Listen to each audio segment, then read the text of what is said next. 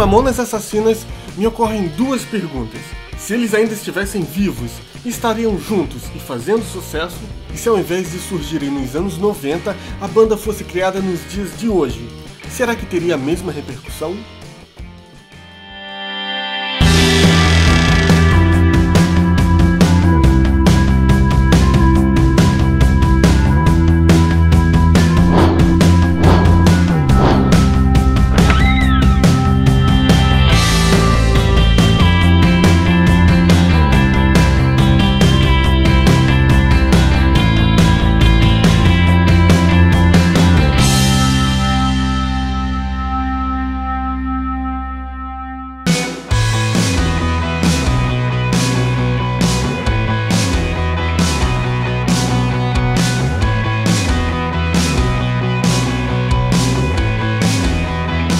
Isso aqui é uma mamona. Esses espinhos em volta dela são maleáveis e inofensivos, mas seu corpo é bem rígido. Quando eu era criança, a gente brincava de guerrinha com mamonas, e eu garanto, por experiência própria, que dói, e muito ser atingido por uma mamona dessas. Mas apesar desse ser um dos símbolos dos Mamonas Assassinas, a capa do CD revela o duplo sentido por trás do nome do grupo. Os Mamonas Assassinas eram assim, brincavam com tudo, faziam piada de tudo.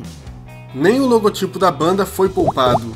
Ele faz referência ao símbolo da Volkswagen, fábrica que criou, entre outros carros, a Brasília Amarela, que se popularizou com a música Pelados em Santos. Eu poderia ficar aqui contando a história dos Mamonas, a ascensão de um grupo que não desistiu diante do fracasso do primeiro disco, quando a banda ainda se chamava Utopia. Mas essa história já foi contada muitas vezes por outras pessoas.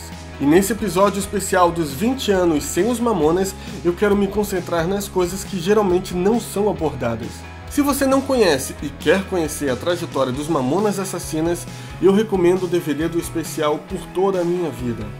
Mas se você não encontrar disponível no mercado ou em sites de usados, o site Wikipedia conta a história deles com riqueza de detalhes. 20 anos se passaram desde a tragédia que vitimou toda a banda e outras pessoas que os acompanhavam em um voo fretado. O site Wikipedia apresenta também uma lista de fatos correlacionando os Mamonas Assassinas com os aviões, o que para algumas pessoas sugere que a tragédia em uma aeronave fazia parte do destino do grupo. Por exemplo, a lista diz que todos os integrantes moravam perto de um aeroporto. E também faz citação ao trecho de uma das músicas dos Mamonas, que diz o seguinte: "Você não sabe como parte o coração ver seu filho chorando, querendo ter um avião." Uma das mais famosas correlações entre a banda e os aviões aparece no encarte do CD. Os músicos agradecem a Santos Dumont pela invenção do avião. Caso contrário, eles teriam de ir a pé até os Estados Unidos, onde o disco foi mixado. Como eu disse, o grupo gostava de brincar com tudo, e da mesma maneira que eles citam o Santos Dumont, eles também agradecem ao Ultraman e até ao Chaves e Chapolin. Uma curiosidade que eu descobri por acaso diz respeito à fonte utilizada no encarte do CD. Para quem não sabe o que é fonte, fonte é o nome que se dá ao estilo de uma letra. E essa letra usada no primeiro disco dos Mamonas se chama La Bamba. La Bamba foi a música mais famosa do cantor Ritchie Valens, que também morreu muito jovem e no auge de sua carreira, justamente em um acidente numa aeronave. Eu confesso que fiquei bastante impressionado quando descobri o nome dessa fonte, mas nada me assustou mais do que o sonho que o Júlio Hazek teve envolvendo um acidente de avião no dia da tragédia. Essa noite eu sonhei. Parecia que o avião caiu, não sei. No DVD comemorativo dos 30 anos do programa Fantástico, lançado em 2003, a morte dos Mamonas aparece como uma das matérias de maior comoção da história do programa. Estes são recortes de jornal que eu guardo da época do acidente. E estampado em alguns desses recortes, a triste notícia que ninguém queria ver ou ouvir. Assim como os recortes que eu guardava da novela 4x4, esses aqui também foram muito danificados por uma enchente que aconteceu aqui na cidade. E agora eu vou mostrar a vocês o que foi possível recuperar.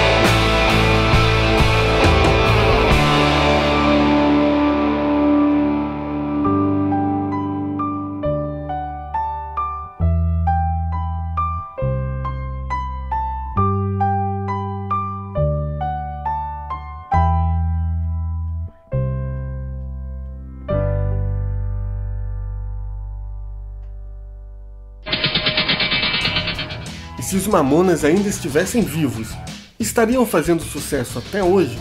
Assim como acontece com qualquer artista, a fama é algo que oscila muito ao longo da carreira.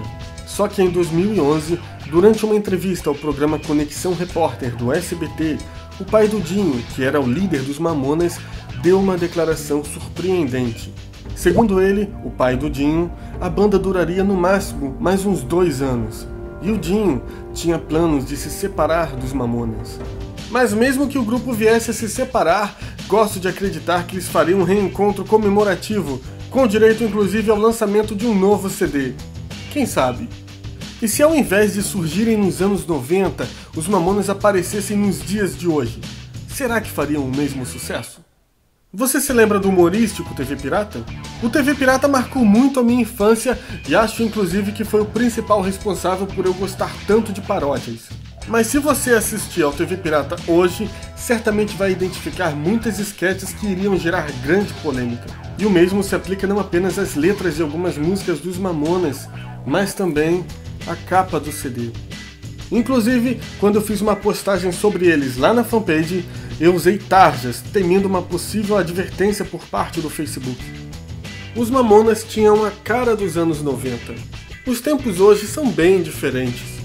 Se surgissem nos dias atuais, acredito que a banda faria sucesso sim, mas provavelmente os trechos de algumas músicas seriam modificados. Também acho que a capa do CD não seria a mesma. Como você acredita que seria a capa do CD dos Mamonas Assassinas se fosse lançada hoje em dia? Faça a sua arte e poste nas redes sociais com a hashtag #EuMeLembroDisso. Para se ter uma ideia do sucesso deles na época, a música Sabão Cracrá, que é uma das mais irreverentes do grupo, fez parte da trilha da novela Malhação. Os Mamonas deixaram uma lição muito importante: não desista dos seus sonhos. Portanto, persista, se reinvente se for necessário, mas aconteça o que acontecer, não faça da desistência uma opção. Se gostou do vídeo, não se esqueça de dar aquele joinha e de compartilhar com seus amigos. E se ainda não se inscreveu aqui no canal, faça a sua inscrição agora mesmo. E não se esqueça de ativar as notificações para ficar sabendo sempre que houver postagem nova. Vejo vocês na semana que vem, fiquem com Deus e até lá!